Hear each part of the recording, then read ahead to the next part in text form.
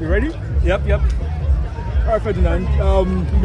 You're not known to run the longer distance. 150 this time. What was the decision behind running 150? We knew we would have done a couple of hundreds by now, so the 150 just sets us up for the longer season ahead. So, and it went great.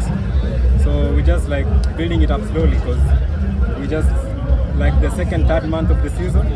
So we're just building it up. How did you approach the race in terms of execution? I mean, like I was told, my coach just told me just get out of the blocks so fast, and that's what I did. And the momentum just kept pushing me on. And of course, being a front runner, I just kept pushing to the line. What was the decision, the reason behind the decision to meet the indoors this year? You ran the indoors last year, and not really missed out on the medal, but this year you missed out and you didn't run the indoors at all. But you've run a couple of diamond leagues, and just talk us through your season so far.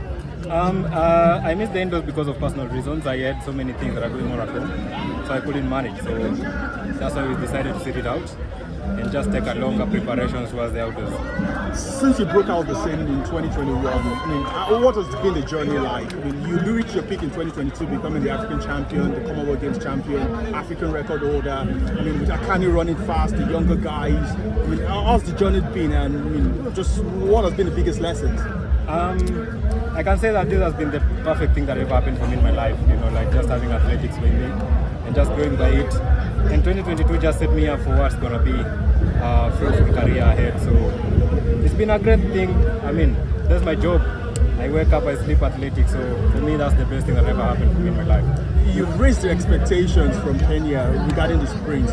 You made the world championships last week too with your other guys, even though they are not at the level. But talk us through how you inspire these guys to also take up sprinting, considering it's not predominantly common in Kenya.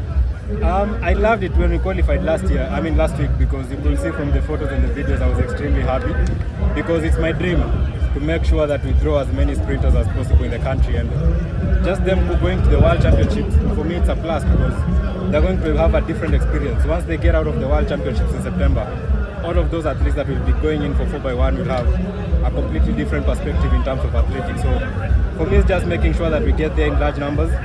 If we can take more than 8 athletes in that 4x1, I'll be excited because I want them to see what happens in this professional life. What were you telling your guys before you got on the track at the World Relays? Like, was there kind of talk amongst you guys preparing to, try and get on the world team? No, we made a big change.